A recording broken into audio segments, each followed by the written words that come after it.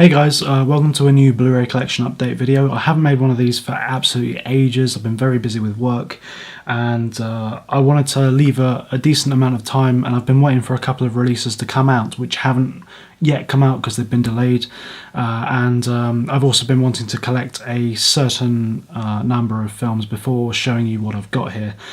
So I'll go through the kind of Aero Academy series, then I'll go through some of the BFI stuff that I've got, Artificial Eye stuff, and I've got two new Studio Ghibli Steelbooks as well as some other stuff along the way. So I'll kick off with the Aero Academy box sets. Right, so I'll go through these in order of release.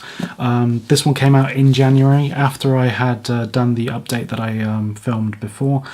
This is another Woody Allen box set. It comes with 7 of his films. The other 2 box sets came with 6 of them, and this one comes with 7, so it comes with Hannah and Her Sisters, Radio Days, September, Another Woman, Crimes and Misdemeanors, Alice, and Shadows and Fog. I quite like Shadows and Fog, but I'm not a massive fan of Crimes and Misdemeanors. It's probably something I need to watch again when I know what I'm getting into and when I'm in the mood to watch it.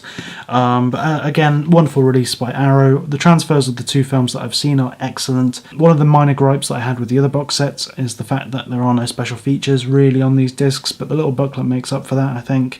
And it's just nice to have a kind of finalised and finished off version of the Woody Allen collection. So now I have all of the ones that Arrow have released. I'm quite happy with them. Next up, I believe this is one film, but they kind of released it in a box set. So it's Visconti's Ludwik. I haven't seen it. I don't know anything about it. I had a look at the reviews and I don't know what they were like. They were kind of fairly mixed. Really nice box set though, to be fair. Comes with a nice slipcover and a booklet. I've reversed the spines inside, otherwise I would show you what the artwork is like. But I think it's a really nice addition. I'm looking forward to watching it. But I've only seen one of Visconti's films, which is Rocco and His Brothers, and it's that was a pretty good Italian neo-realism film. So I'm really not sure what to expect with this. But the reason I haven't watched it yet is that it's really very long. I've read it's quite a slog to get through. So whenever I watch it, hopefully I'll enjoy it, because I mean Visconti's got some real talent behind him, and the transfer will be excellent because it's Arrow. This set also comes with quite a lot of special features, so documentaries on the film itself and interviews with the actors and the producers, and I think there's a lot of special features here to kind of really assist and kind of encourage me to pick up this kind of set, even though I hadn't seen the film. It comes with a lot of special features and it's pretty nice on the shelf, sit next to the rest of the Academy as well. Next up is a set that I wasn't really sure about buying, but now I have bought it. I'm really pleased that I have. It's the Marx Brothers box set. It comes with 5 of their films. So The Coconuts, Animal Crackers, Monkey Business, Horse Feathers, and Duck Soup. I'd never seen any of the Marx Brothers films before picking up this collection, so it was a bit of a blind buy, and it was a fairly big gamble as well, because I know they're fairly early, they're very, very early cinema, and I have to say that I've only seen one of them so far, and I watched The Coconuts, so I'll probably watch them in order of where they were released. I was really impressed by the films. Not only do I think that the Marx Brothers are pretty charming and funny, which is kind of what they're meant to be, I was really intrigued by the amount of music and the singing, in particularly The Coconuts, because it's almost like a musical as well. And I was kind of thinking, well, I don't know whether this stuff kind of fits, whether it's acceptable to have this kind of stuff in film, and whether it really progresses the narrative. But then I was like, wait a minute, this film came out in 1929. Yeah, so sound and film had only really just been a thing. And I found it really, really intriguing that they were using kind of musicals and singing dance numbers, and there were like choreographed dancing sequences, and that famous kind of Busby Berkeley, I think his name is, Busby, what's his fucking name? And one of the kind of technical shots in this film is the kind of over the top crane view of dancers singing and dancing, which Busby Berkeley is also very famous for using, but it's actually in this film first, I believe. The transfer on the film that I saw was very excellent, is like pretty stunning considering how old these films are. There are a couple of shots within one of them where it's slightly out of focus and it's slightly more damaged than the rest of the film, but when I went and watched the film, which was on YouTube, there was a copy of it on YouTube, the restoration that Arrow has done from at least the print that I have seen on YouTube in comparison was absolutely staggering. This box set also comes with a lot of special features. Every single one of these films comes with commentary. I did actually rewatch the Coconuts with the commentary track, and it was very interesting because it talks about the historical impact of the kind of Marx Brothers and stuff like that. But yeah, I'm really pleased with picking it up. It's a really nice set, and I'm really kind of looking forward to getting through the rest of the films and seeing how the Marx Brothers use the cinematic format to influence their comedy, which I thought was a step up almost from the way that Buster Keaton uses sets, or at least a high influence from the way that he uses how he shoots a frame and the split screen kind of capabilities and things like that, just to kind of progress a joke and a narrative and really get the audience in on the joke as well as it's going on. But yeah, I'm really pleased with this collection, and yeah, I'm looking forward to getting through it. So moving on, I've got 2 of the BFI releases this month. I have BFI Flipside's Deep End film. I haven't seen the film, I've got no idea what it's like. I know that the Flipside kind of focuses on more independent kind of films. I own a couple of them now, but I'm quite looking forward to watching it. I've got no idea what it's about, and it was on sale for like £4. So I thought, why not kind of bite the bullet and see what happens. As with the BFI release, I'm expecting an excellent transfer, and it comes with a lot of good special features as well, so I'm looking forward to that. Next up is the film that I got free with the Sight and Sound membership renewal for the year, so this is Farewell My Concubine. I don't know anything about it, but it won the Palme d'Or at the Cannes Film Festival, so I'm looking forward to checking it out, again with the BFI release. This one's fairly lackluster special features. There's one documentary on the film itself, but that's it. The film is also very long, as I believe it's almost 3 hours long, so I'm going to have to be in the right mood to watch this, but I'm assuming it's going to be wonderful when I do. Okay, next up I'm going to talk about a number of releases from the Artificial Eye range. This is one of the reasons why this collection update has been delayed so much, because I wanted to show them all off at the same time and kind of explain why I haven't bought the box set either. So I'm talking, of course, about the Andrei Tarkovsky collection that Curzon Artificial Eye have recently put out.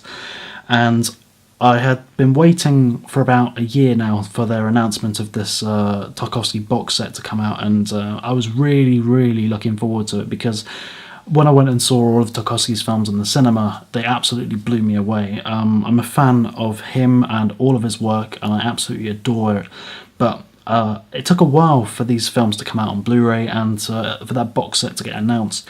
And unfortunately, when it was announced, it was priced at £90, which is incredibly high. I think if you're asking for that amount of money for 7 films, then obviously you're gonna really kind of dissuade some members of the market from buying it, as I have. I mean, it's fairly hypocritical that I'm saying this because I picked up the individual releases as well, but the price of the individual releases have come to significantly lower than the amount that the box set is. All of the special features are the same. I don't actually like many of the special features on the discs. I think that some of the kind of supplements are almost a shot in the dark. It was almost like Curzon decided to release these films with a specific thing. I mean, what I'm talking about is the psychoanalytic kind of exploration into the films, I believe by psychoanalyst Mary Wilde. But I am not a fan of how she's kind of put these together, and when she's talking about the films, she doesn't seem to care about them. I almost get a sense of that she's just reading from a script. I mean, it is voiceover, so she's obviously drafted something down, but the way that she's talking, it's almost like she doesn't really care about the films themselves or really believes in what she's saying almost.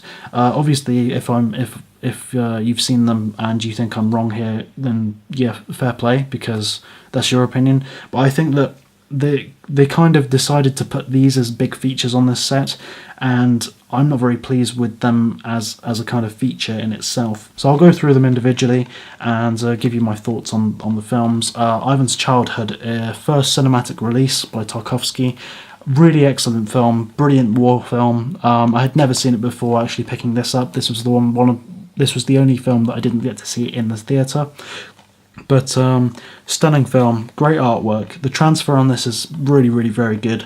I'm really pleased with it, and some of the special features, so the interviews with the composers and the cinematographer and stuff like that, are all very interesting as well. And all of these releases come with a booklet. The artwork is also very, very nice on all of them. Next up is Andrei Rublev. This is a stunning film. I mean, I'm going to say that about all of them. It's really long, and I haven't actually gone back to it to rewatch it. I did see it in the cinema, so I do know what the film's about. I'm assuming that the transfer is good. I haven't read anything bad about the transfer on this disc, but yeah, it's an excellent film, and I highly recommend you check it out if you're interested in cinema. Next up is Solaris. This is a wonderful film, science fiction film. It's kind of got a reputation of being very, very slow, and it definitely is. I saw it in the theatre and loved it, and I've tried to watch it about 3 times. One time I've been successful in watching it all the way through, but the past 2 of the times I have kind of drifted off during the car sequence, and have woken up midway through the film and then thought, well, I can't watch it now because I've ruined the film for myself. But yeah, the transfer on this is also very good. I've read very good things about the transfer in comparison to the Criterion release that came out. I haven't picked up the Criterion version, I probably won't for this film. But yeah, it's a very good film and I highly recommend it. The Mirror is probably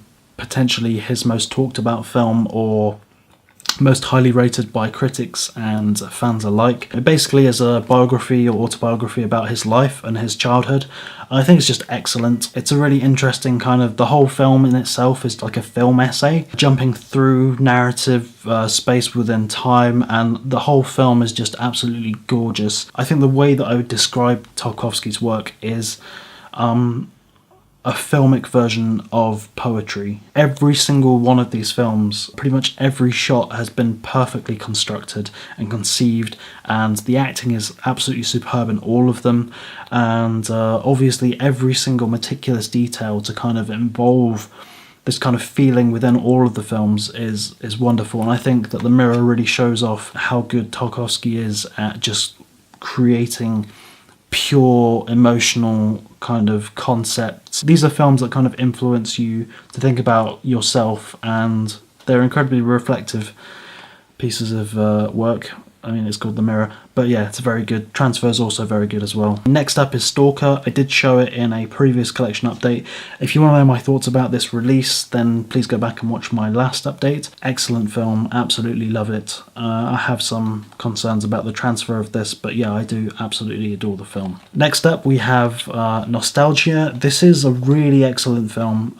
I went into the cinema on a double bill of Mirror first and then watching this, and after Mirror I was fairly blown away and quite exhausted by what I just sat through narratively and trying to connect everything together. But Nostalgia is really it really amazed me because it's almost like a different style of filmmaking. I don't know what it is about this one, but I really find myself connecting with the main characters within it, and I think that the narrative is quite interesting as well. Some problems with this release though. Unfortunately, the film suffers, this release of the film suffers from a highly kind of digital graded release. It doesn't look great, and there are problems with the sound as well, I've noticed. The biggest problem I've had with some of the visuals is that there isn't much grain. They've kind of removed a lot of the grain from the film, which kind of makes it a film as it is. There's a lot of problem with movement. Within a couple of the first scenes, one of the characters is walking through a church, and her feet are kind of delayed within the frame, and I'm pretty sure that isn't the film doing that. It will probably be the transfer or how the effects that they put on it.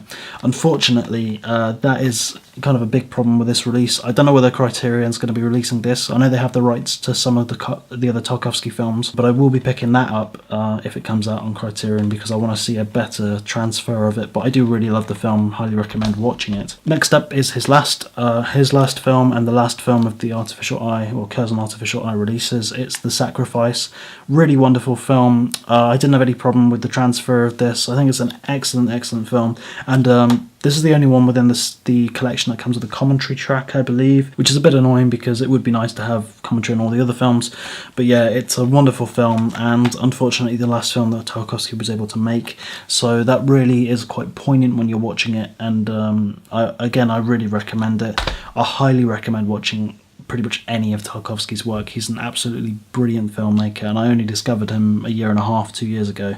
And had I discovered him during my time at university, a lot of the projects that I would have worked on would have been highly influenced by the way that he presents characters, scenes, and brings in particularly what I really enjoy is his choice of music and how that influences the films as well. So next up, I've got 2 more of the Studio Ghibli Steelbook releases for the Blu-ray that Zavi.com put out. I now have all of the ones that have been released through them, and the last 2 that they've released have been Laputa Castle in the Sky, which looks absolutely fantastic. I've heard very good things about this film, and with all the Ghibli stuff, I'm looking forward to checking out. I'm expecting nothing more than excellence because they basically deliver on every single film that they make. Here is the back art for the box set. Really nice steelbook collections, actually. I'm really pleased that I own them all because they just look absolutely fantastic, and you always know that the film itself is going to be enjoyable as well. So there's the inside and the back art for this. I still haven't seen it, but I will be checking it out at some point, and I'm looking forward to that. Next up, I'm not going to be able to show you the inside of this one because I'm keeping it sealed for the time being, but it's their release of Spirited Away. I already own this on Blu-ray, but I wanted to pick up this edition because I've got all the other steelbook editions, and they're just so absolutely gorgeous. It's a terrific film. Really enjoy it. I remember watching it at school and being fairly blown away by it. I wasn't really anticipating how good it was going to be until I started watching it and got absorbed in it, and I've seen it a couple of times since, and it still really holds up. Hayao Miyazaki is absolutely brilliant at what he does. I don't know whether he's still working in the industry. I know that he was meant to be finishing on one of his last films, but I don't know whether he's changed and is redoing films now. But yeah, that is another one of the Studio Ghibli steelbooks, and I'm really pleased with all of them. They look absolutely fantastic, and the films themselves are terrific as well. So next up, I have one of the Masters of Cinema collection, which is Cruel Story of Youth. I don't really know much about this film at all, but it's part of the Masters of Cinema collection, and I'm a big fan of Japanese and Asian films, and I'm looking forward to actually watching that. I also have one of the Studio Canal digibook collections. These are still kind of circulating places like CEX, and occasionally stuff will be in HMV as well, but I hadn't got this one. It's the Deer Hunter. I've still not seen it, but I've heard it's just incredible. It's a very long film, which is why I haven't actually watched it yet. Next up are 2 Disney releases. So I have Fantasia 2000. I love the original Fantasia film. It's one of my favourite animated films of all time, and it was one that I remember watching when I was growing up. Really influenced how the kind of music I was listening to, and especially film as well. A very fantastical element to it, as the name might suggest, Fantasia. But I haven't seen number 2000. It came out. I imagine it came out in 2000. That also comes with the short film that Salvador Dali made with Walt Disney, which I have seen before, and that's very interesting as well. So I'm looking forward to watching this, but hopefully it's as good as the original. Next is one that I've not seen before, but it's Alice in Wonderland. This was on sale for a very cheap amount of money, so I decided to pick it up. I haven't seen it, unfortunately. The only Alice in Wonderland films that I have seen has been the new one with Johnny Depp, which I thought was fairly atrocious, and the stop motion one by Jan Svanmaker. I'm pretty sure I've just butchered his name. That stop motion film is absolutely incredible. I really highly recommend anyone watch that. So the last of the films that I've got here for this collection update is Fight Club. Classic film, wanted to rewatch it again, so picked it up because it was on sale for like £2. I thought, why not? And yeah, Transfer is very good film, classic film. I mean, it feels weird calling this a classic film now, but it really has kind of held the test of time, and it's an excellent film. I'm really pleased with it, so I recommend watching it. I'm pretty sure a lot of people have already seen it. This has been my collection update for July 2017. It's been a very long time since my last one. Like I said, I've been waiting for a couple of titles to be released. I was waiting on the Marx Brothers set to come out for quite some time, and also the Tashio trilogy of Soya and Suzuki films that Aero Academy are putting out still has been delayed, so I decided to film this collection update now rather than when that comes out, but I shall be picking that up as well as their Fassbinder release, and looking forward to September, October with their Jean-Luc Godard box set as well. If you've got any recommendations, or you want me to go do reviews of any of the films that I've talked about, or unboxings to show you what's inside of them, please let me know in the comments, and comment, rate and subscribe. Again, I'm very sorry for the kind of lack of content over the past maybe 5 months, but I've been incredibly busy. I've been kind of settling into a job, but I'm hoping to make more content for my YouTube channel in the future. I pretty much always say that, but I will keep doing these kind of videos, and depending on how the responses are, I'm happy to kind of delve into what I think about certain films a bit more as well on my channel. But yeah, thank you for watching, guys, and I'll see you next time.